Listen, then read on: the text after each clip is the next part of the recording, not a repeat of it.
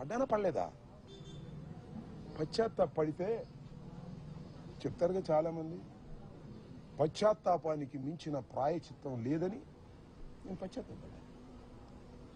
ఏం జరిగిందండి తర్వాత? ఎంత ఘోరం అండి. నా ఇంటి మీదకి వచ్చారండి. ఎంతమంది వచ్చారండి? ఎంతసేపు ఉన్నారండి? 5ంటికి వచ్చారు.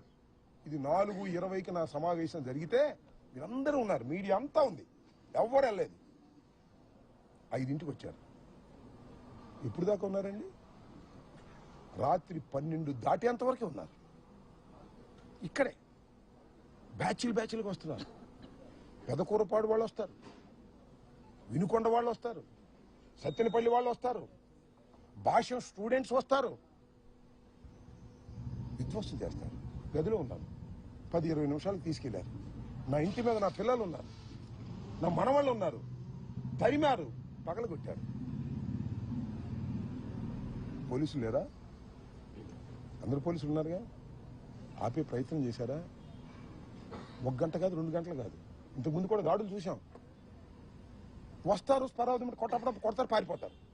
అలా కాదు ఇది, అలా కానే కాదు ఇది. 7 గంటల సేపు ఖరారా నృత్యం చేశారు ఇక్కడ.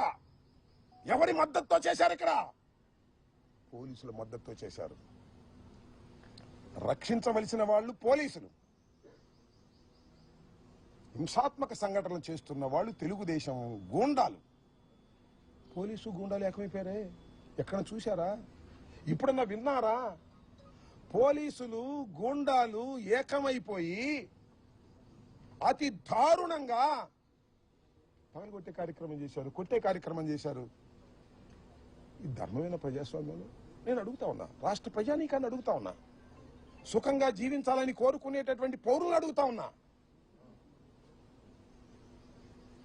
సీఐలు పర్యవేక్షణ.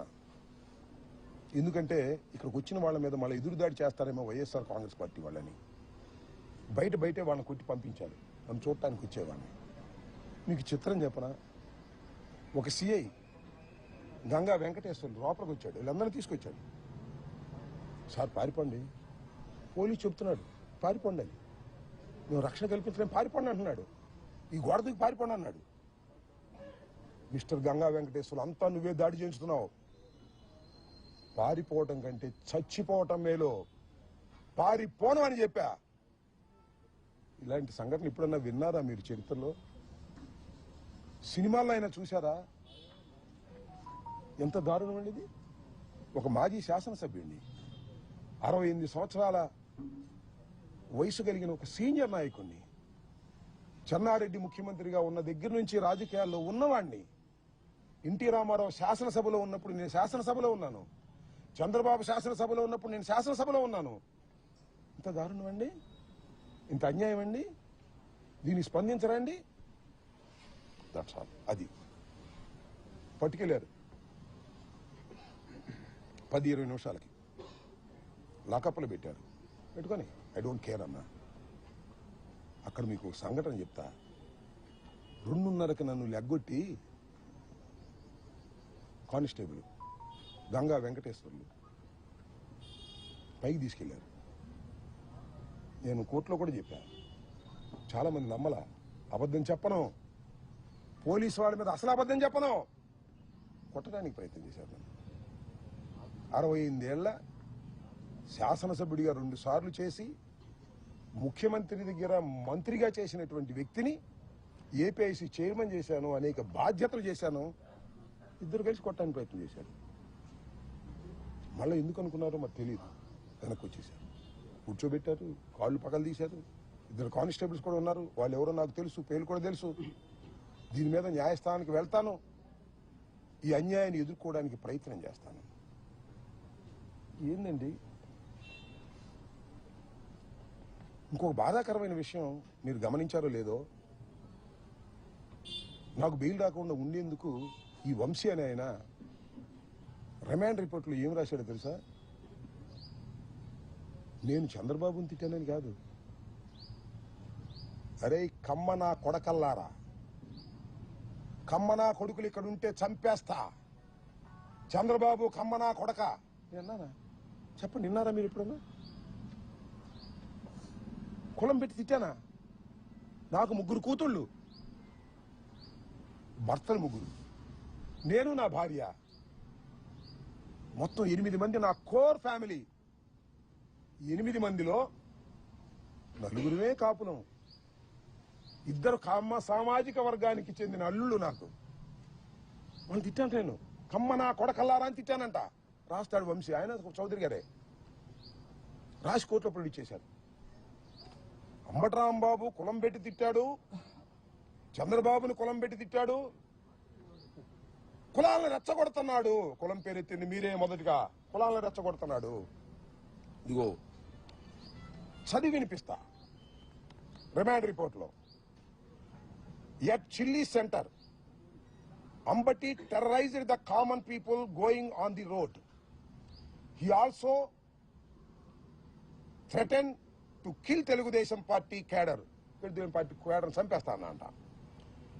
He created a ruckus by interrupting people walking on the road and swearing at them by absence language. Boothul tidtu absence language lo తిట్టేటటువంటి ప్రయత్నం చేశానంట.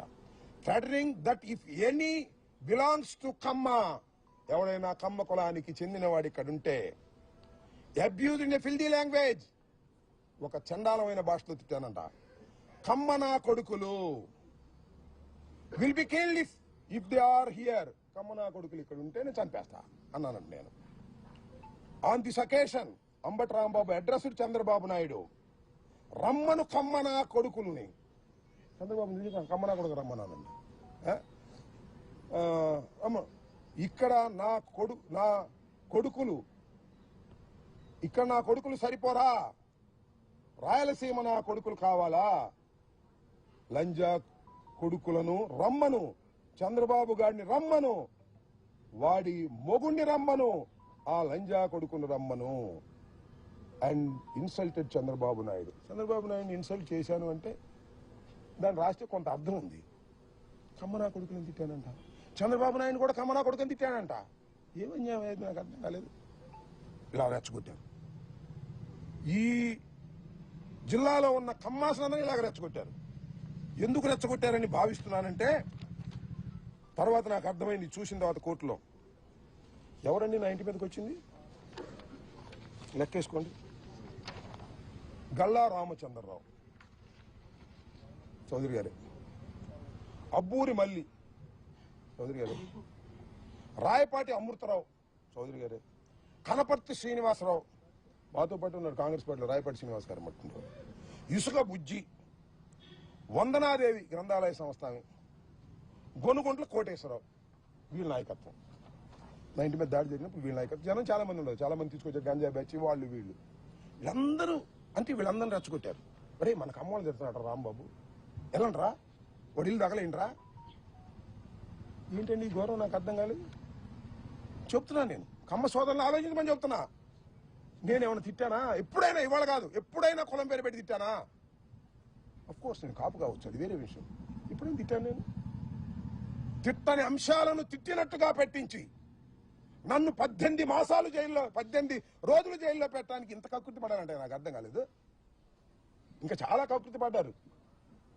ఏమిటి అన్యాయం అని అడుగుతా ఉన్నా. దాంతోపాటు ఇంకో ఆయన ఉన్నాడు, పెమ్మసాని చంద్రశేఖర్ గారు. ఏమన్నాడు? 24 గంటల్లో సినిమా చూపిస్తానన్నాడు. చూపించావు. 24 గంటల్లో కాదు, సినిమా పెద్ద సినిమా చూపించావు బా. ఎంత సినిమా చూపించావు? 18 రోజులు సినిమా చూపించావు. నా ఇల్లు పగలగొట్టడంలో సినిమా చూపించావు. నా కార్లు ధ్వంసం చేయడంలో సినిమా చూపించావు. నా ఆఫీసు ధ్వంసం చేయడంలో సినిమా చూపించావు. నా భార్య బిడ్డలు ఇంట్లో ఉంటే తరిమి కొట్టే సినిమా చూపించావు.